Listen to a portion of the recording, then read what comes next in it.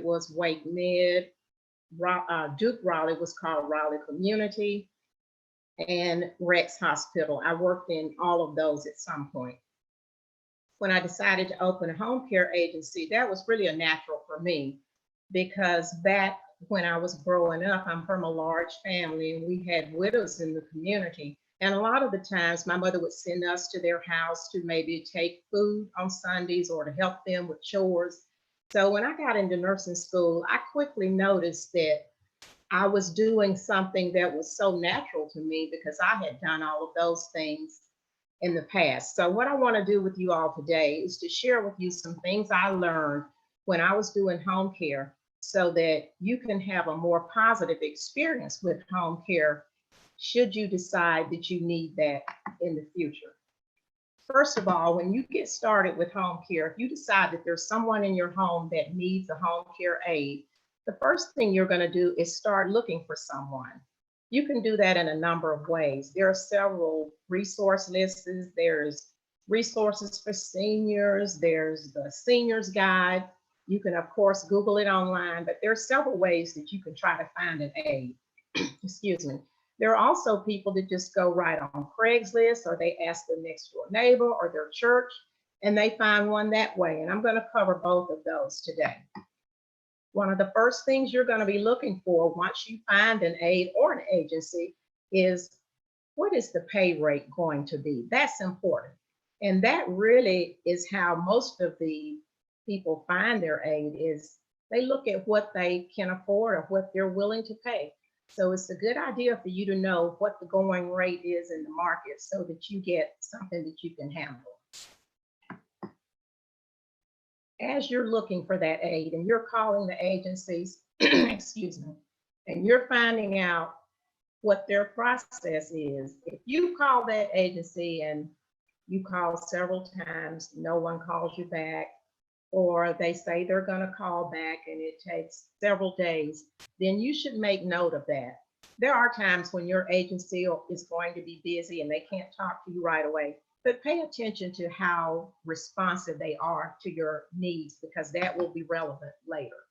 Also, ask them for their process for admission. Most of the time, and should be all of the time, there should be someone come to your home, look at your home, do an assessment of the person that needs the care, and they should set up a care plan, a customized care plan. And that's when a lot of the issues that may come up later, you can resolve those at that time. So these are all good things for you to know right up front. What I want to do today is to let you know, as a customer, there are some things that you can do to help the experience to go a little bit more smoothly. And these are things that I learned over the years. The home environment that the aide is going to be working in is important. In the state of North Carolina, aides are not allowed to smoke in your home. If they are smokers, they must go outside. In my agency, even if the client smoked, the aides could not smoke in the home. Also, a lot of the caregivers will ask, is there a pet? Is there a dog or a cat? Today, almost everyone has a pet, so that's not a big concern, but that's relevant information. A lot of them have pets of their own and they will, that's okay with them, but it is something to think about. As far as supplies, today we know it is so important that they have their gloves and masks, which is PPE. We hear so much about that now. And if you have someone coming in your home right now, you may want to wear a mask as well. Just work out however that needs to be. But if they're with an agency, the agency should be supplying the gloves and the mask. That is something that is required. Also, most of the aides will do some form of household cleaning when they're at your house. They may clean the bathroom, wash the dishes. And I always used to make a point to tell the clients, you provide those cleaning products. The aide will not be bringing those. As I ran my agency, I found out later that where the client is located means a lot. Some of those clients that were located near a bus stop, that was a good thing in case the aide's car broke down, or if you were located way out sometimes it may be a slightly more difficult to find an aide. Excuse me. What's going on today? The location is relevant to whether your aide will be able to get to you or you will have good backup. Other responsibilities, and this is really one that I discovered as I did this for a while. If there are other family members living in the home, there should be some rules as to how much they interact with your aide or what your aide has to do for them.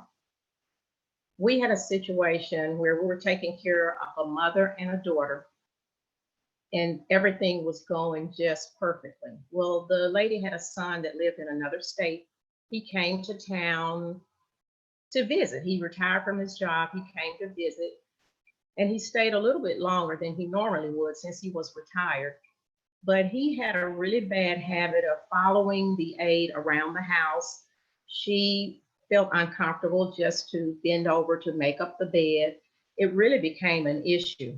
We worked on it as much as we could, talked to him, talked to other family members, and eventually we had to get a different aide to work with that client because he was very persistent in making her uncomfortable doing her work. So we eventually got someone that they knew that knew him that wasn't an issue with. So it's different, the amount of things that the agencies have to deal with to work with families. Also, the status of the relationship between the client and family members, that is important.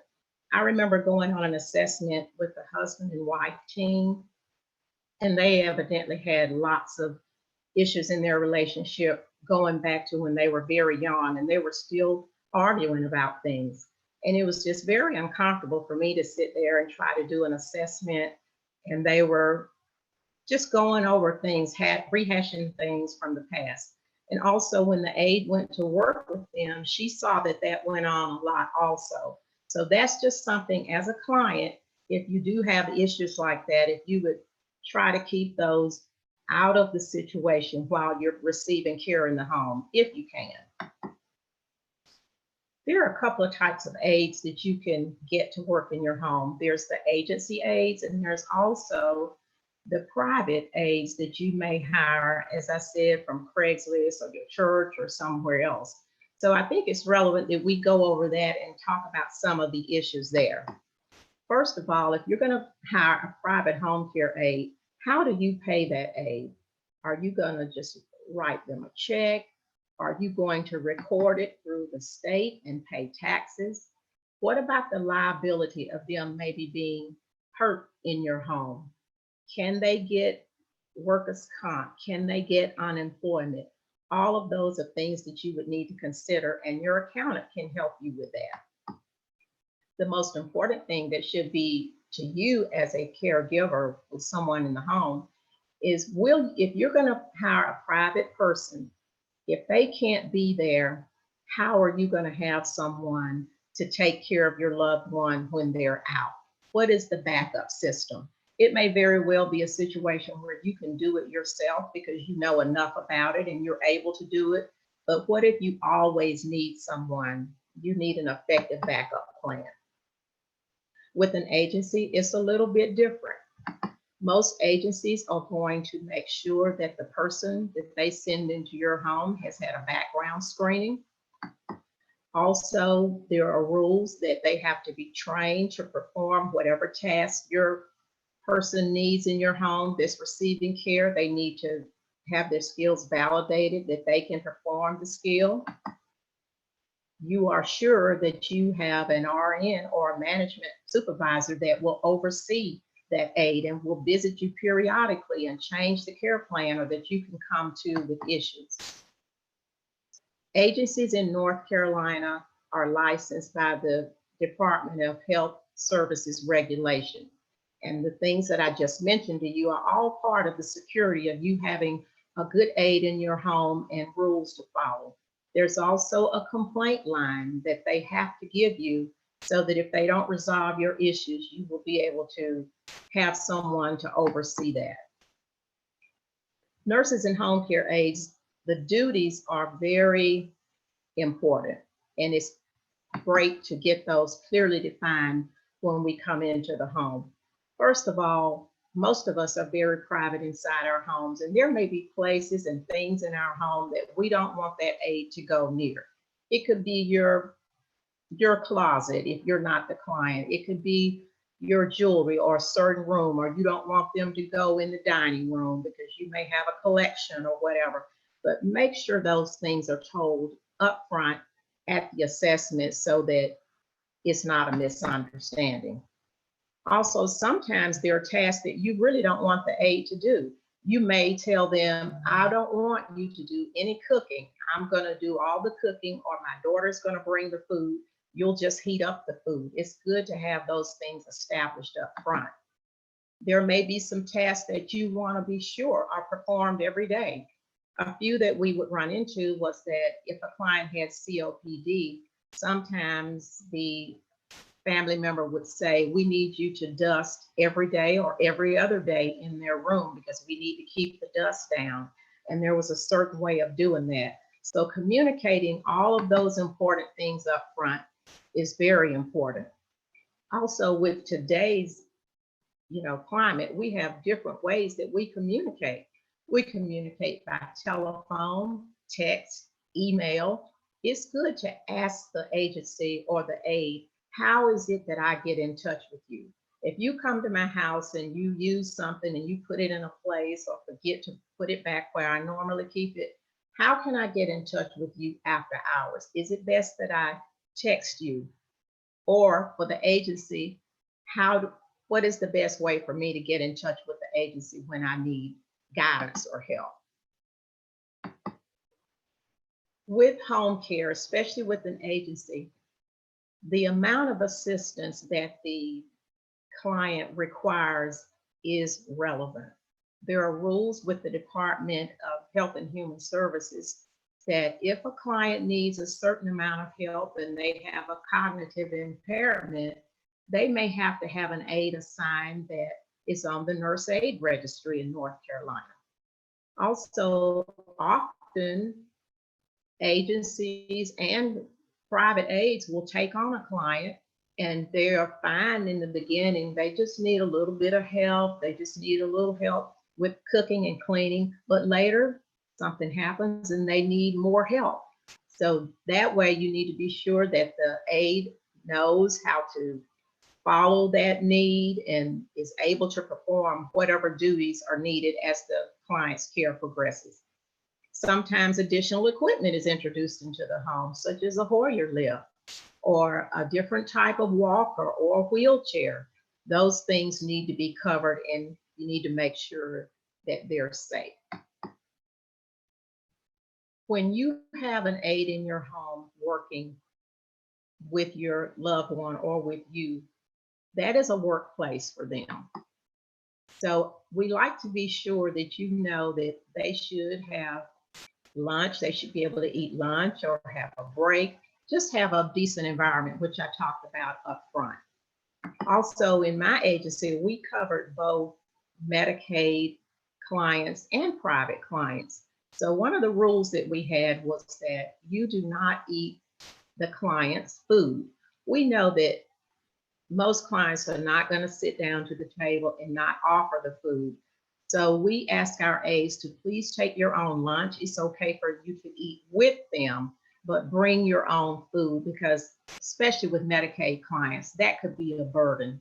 They wouldn't consider it that way, but if they're feeding an extra person, it could add up. Also with cooking, is it okay for the aide to cook? What do you want her to cook? If she brings something, maybe eggs or something that she needs to cook at your house, can she do that? Or can she cook something of her own as she cooks for you? These are all things that you need to communicate and clear up right up front. You probably wouldn't think it, but we found there were lots of issues with household cleaning and laundry. There were issues such as, whose laundry are you going to do if there are other people in the house? Are you going to do the son's laundry, the daughter's laundry?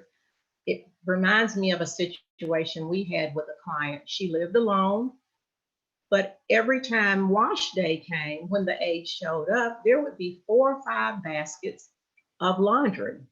Well, we discovered that her daughter was dropping her laundry off and was expecting our aide to do all of that laundry there at the house. So, needless to say, we had to get involved and get that straightened out. But had the aide never said anything, she would have been doing the laundry, just trying to be nice about it. Also, the same client would have the family members come over at night and they would fix these huge meals and leave numerous pots and pans for her to wash each morning. So that was another issue that we had. It doesn't happen a lot, but it is something that happens. Also, when the laundry is done, we want to be sure that the aide puts all of the things back in place. Because when they're not there, if you know that Mr. Jones's socks go in the second drawer on the left, she needs to know where to put that. Are there things that she needs to iron and put in the closet? How do you want her to fold the laundry? Also, the laundry supplies are to be supplied by the client. The aide will not supply those. You wouldn't think that this area would be such a contentious area, but also one of the things I'm thinking of is that one of the aides was washing the client too much. She was washing a couple of times a week, and that was something that the client didn't want. So we need to know when and how often do you want the laundry done. When you set up your line of communication with the agency management, it's nice if you have a particular contact person to always go to with your needs. Find out who that person is. It may be the scheduler, it may be the RN or the director. Also, ask them, what is the process? If I have an issue that I need resolved, what is the plan for resolving it? Do I contact you and then wait 24 hours and you get back to me? But how long will it take before my issue is resolved? And how do you handle that within your office structure? Throughout everything I've talked about today, communication is so important. Communicating what you need up front as soon as you come in or admitted into the agency, or as soon as you get started with a private home aide, make sure that those things are set right up front and that they're adhered to. Communicate often with the staff. Make sure you let them know what you need when you need it. Be very clear and specific about what you need.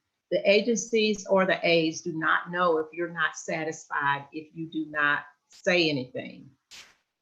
Sometimes clients will just start to behave differently and they know something is wrong and the aide can tell, but it's best if you sit down and talk about it or talk about it with the supervisor.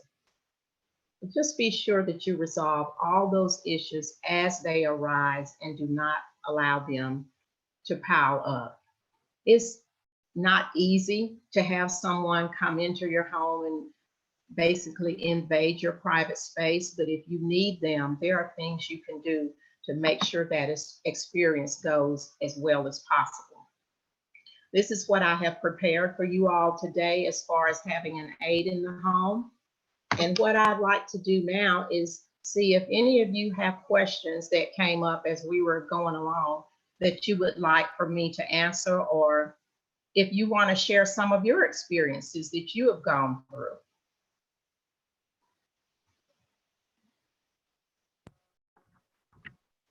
Thank you, Patti, very much for that presentation. You know, it's one thing to have the need, and it's another thing to deliver the services. And I'm sure it's a delicate balance on everyone's part to both bring up the issue that needs to be resolved and then to get involved in the resolution of it. I have a very general question for you. As somebody who is an expert in delivering the services, what are the misperceptions that the customers like us have most often? What are some things we're confused about that you want to drive home that we need to know? I think the one that comes to mind initially is that sometimes the clients consider the aide as a housekeeper. And the aides do house cleaning, they do clean the house, but that is not their primary role. They are there to help with personal care. And so some clients think, okay, you don't have a lot to do, so I need you to clean the oven today. Or can you go ahead and wash those windows?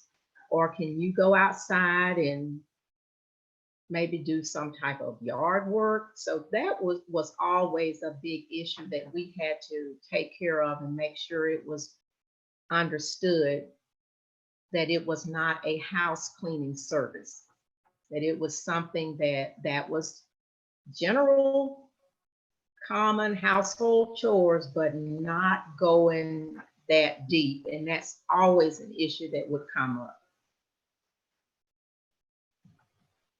Thank you. I have a see some question agreement about- there. I have a question about medication. Are your aides able to give medication? Okay, the clarification on that is that they give medication reminders. So what that means is that if someone needed a little help with medication, we would say to the family, if you will put together a medication box and put those medications in there, you put them in the box at the time that they should, be delivered. And then we will help them get those medicines and get their water. But I would tell them that aide should never put her hands in that prescription bottle. She is not trained. She does not know what she's doing. So that is what we do, is medication reminders. They should not be giving meds. I'll tell you another problem I would run into is sometimes if I would hire one of those private aides into my agency, they were doing that when they worked privately. But when they were working for me, I would say, no, you're working for an agency. That is out of your scope of practice. So if you were doing that before, if you go over to Miss Sally's house and she's private, you can help her with her medicine. But when you go to the client that you're working on for this agency, it's totally different. So that was something that we constantly had to work on and clarify. Does that answer your question, Miss Linda?